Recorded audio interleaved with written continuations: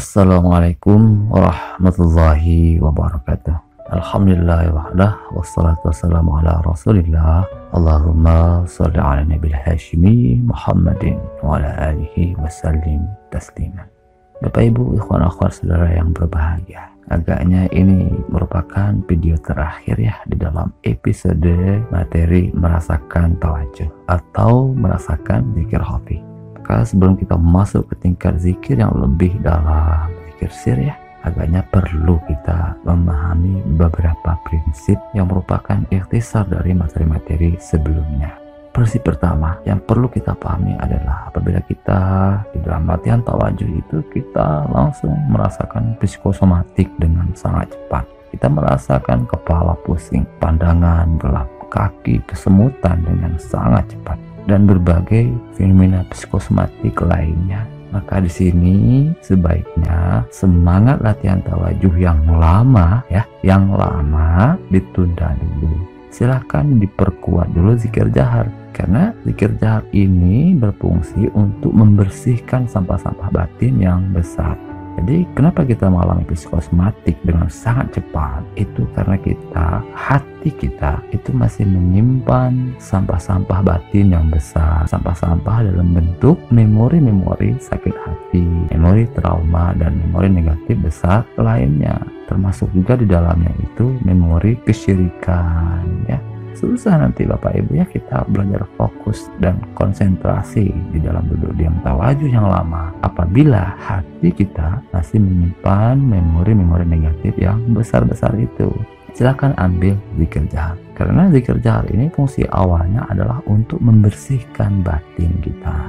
Wa min kalimatin nafyi yunfi jami'a wujudil muhaddatsat min an-nazri wal i'tibar wa yanzuruha nazra fana. Jadi zikir jahar itu fungsi utamanya adalah untuk membersihkan hati kita, atau dalam istilah lainnya melunakkan hati kita yang keras bagai batu, atau mengkilapkan hati kita yang berkarat, yang sudah penuh dengan memori sakit hati, memori trauma, sehingga hati kita itu gelap karena dosa-dosa batin kita sendiri. Maka nanti juga zikir jahar ini berfungsi untuk menyampaikan kepada zikir khafi dan menguatkan zikir khafi. Wa dzikrul lisan musilu hatsman ila dzikril qalbi wal mu'awwil ala dzikril qalbi. Kata Guru Agung Pangsa Abah Anom, zikir jahar itu berfungsi untuk menyampaikan kepada zikir khafi dan menguatkan zikir khafi. Itu prinsip yang pertama. Prinsip yang kedua, di dalam latihan tawajuh itu jangan terburu-buru, jangan ingin cepat-cepat dapat hasil Bapak Ibu ya. Karena latihan kita ini latihan seumur hidup. Jadi pelan-pelan saja kita membangun komitmen tawajuh kita. Bila nanti kita kesusahan merasakan zikir khafi, ya kita pancing dengan ketukan jari. Tidak usah terburu-buru lepas dari jari. Bila kita fokusnya lemah, susah untuk fokus, kita lakukan pembaharuan tawajuh. Kita kuatkan fokus kita dengan menahan napas. Tidak usah terburu-buru ingin lepas dari napas, ingin mendapatkan napas alami atau napas natural. Yang namanya belajar batin atau belajar pasrah ya pelan-pelan saja ya. Tidak usah terburu-buru, karena ini merupakan latihan seumur hidup kita. Jadi pelan-pelan saja ya Bapak Ibu sekalian. Prinsip yang ketiga yang perlu kita pahami di dalam latihan tawajuh yang lama itu, nah kalau kita latihan ya pakai timer atau pakai alarm sebagai penunjuk waktu, sebagai pembatas waktu. Ini berfungsi agar batin kita tidak mudi, agar batin kita ketika latihan tawajuh itu tidak gelisah. Kan semuanya juga pakai timer ya. Ada waktu 15 menit misalnya. Kita pengen tawajuh nih 10 menit. Kalau tidak pakai timer nanti gelisah. Waduh, ini udah berapa menit nih? 15 menit kemudian saya harus berangkat kerja nih. Gitu kan. Tapi kalau pakai timer kita tidak gelisah gitu ya Bapak Ibu. Kita tidak mudi batin itu. Nah, timer ini juga untuk mengukur kadar kemampuan diri kita di dalam latihan tawajuh. Kita ukur kadar kemampuan kita, 10 menit, 30 menit. Kita tahu kadar kemampuan diri kita. Nah, ini bagian dari ma'rifatun nafs, mengenal diri. Maka dengan latihan tawajuh menggunakan timer itu juga menguatkan komitmen kita. di dalam latihan tawajuh, dan otomatis latihan komitmen ini akan berdampak, akan merefleksi atau akan memanifestasi juga dalam kehidupan kita sehari-hari. Kemudian Bapak Ibu sekalian, prinsip yang keempat yaitu latihan yang disiplin dan rutin itu akan meningkatkan fokus dan konsentrasi zikir tawajuh kita dari waktu ke waktu. Jadi perlu disiplin untuk menguatkan fokus dan konsentrasi zikir tawajuh kita itu Bapak Ibu. Hari ini susah fokus, tidak usah pesimis, karena kalau kita besok latihan lagi, kita akan mendapatkan peningkatan fokus dan konsentrasi. Bila 1 kali, 2 kali kita baru latihan, tentu kita belum mendapatkan fokus yang baik. 미야부터 무사시가 다른 무사와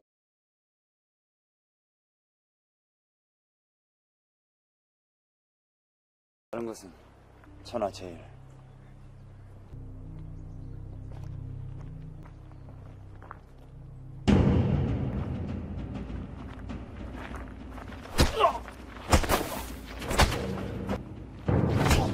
천의를 수행하면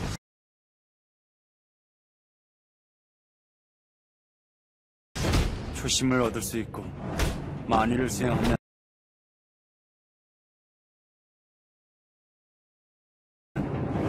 극한을 이룰 수 있습니다. 최후까지 최선을 다하는 것입니다.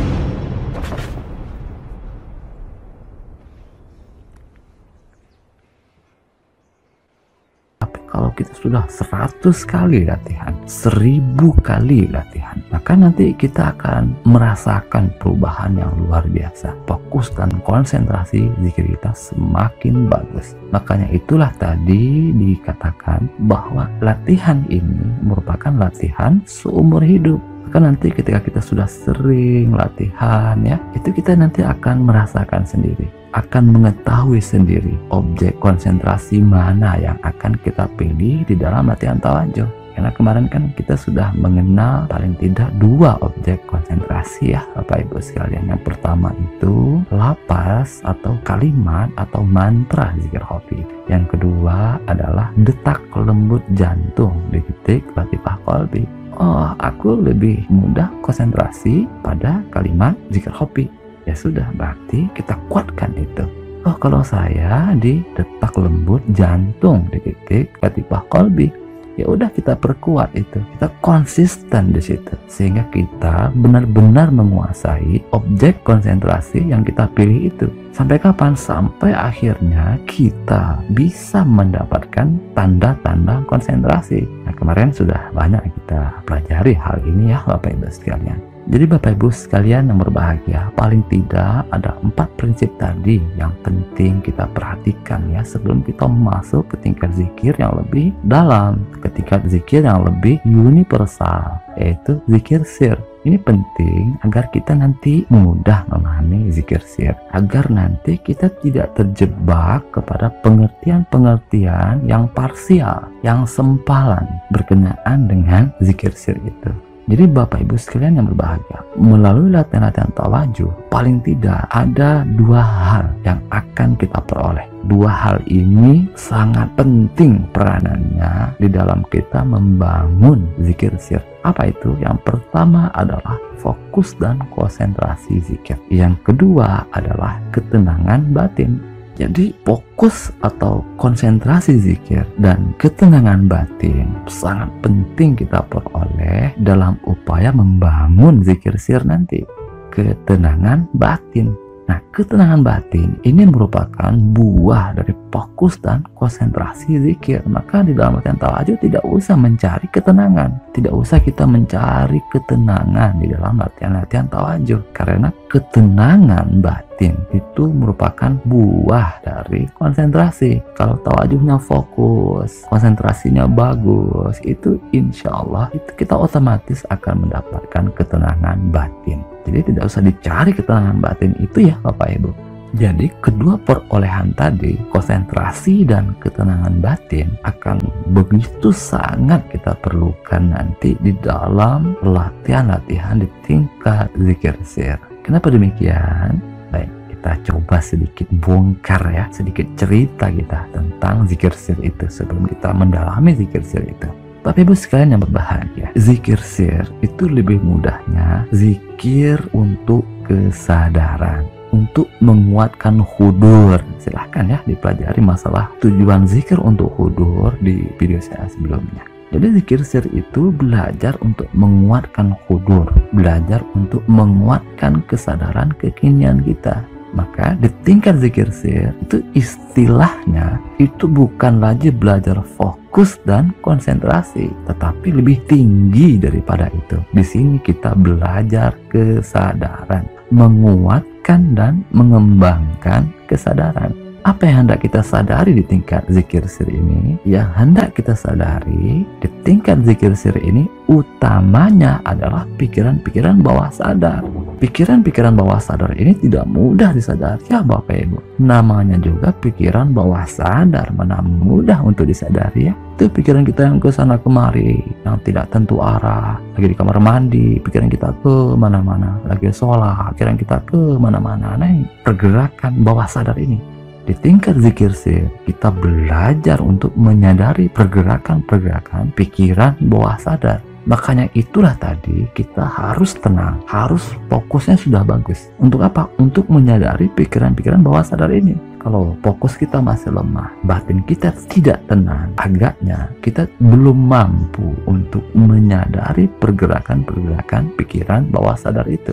Lalu kemudian, apa pentingnya latihan kesadaran itu? Latihan kesadaran itu penting agar kesadaran kita tidak terlambat. Kan di dalam tanbih itu ada disebutkan ya, sesal dahulu pendapatan.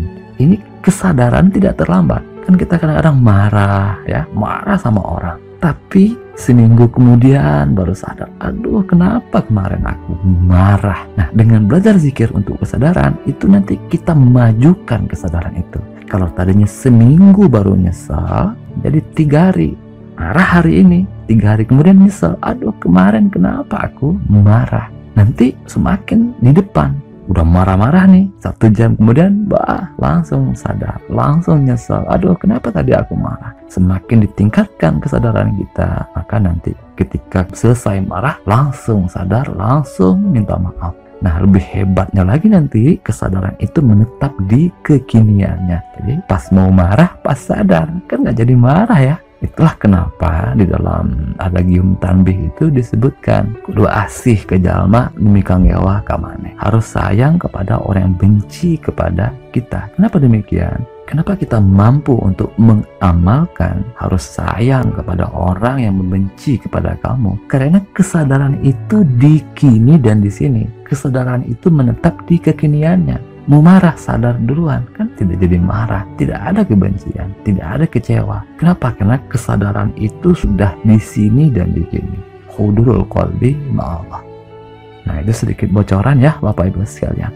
Jadi sekali lagi, kita tidak akan mampu belajar menyadari, belajar untuk mengembangkan kesadaran apabila 2 hal ini tidak kita miliki. Yang pertama, fokus dan konsentrasi yang baik. Yang kedua, ketenangan batin. 2 ini penting kita peroleh apabila kita ingin membangun batin kita melalui zikir sir, zikir untuk mengembangkan kesadaran.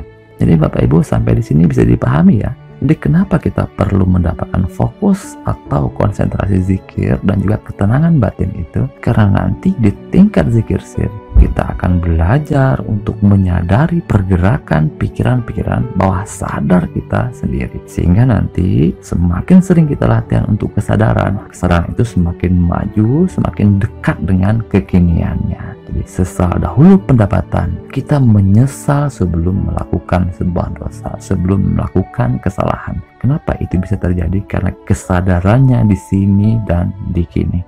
Baik, nanti insya Allah akan kita kembangkan setelah video ini ya Bapak Ibu sekalian. Itu saja yang dapat kita pelajari pada kesempatan kali ini. Semoga ada hikmahnya. Allahumma sholli ala nabil hashimi Muhammadin wa ala alihi wa sallim tasliman. Allahumma sholli wa sallim wa barik alaihi. Wassalamualaikum warahmatullahi wabarakatuh.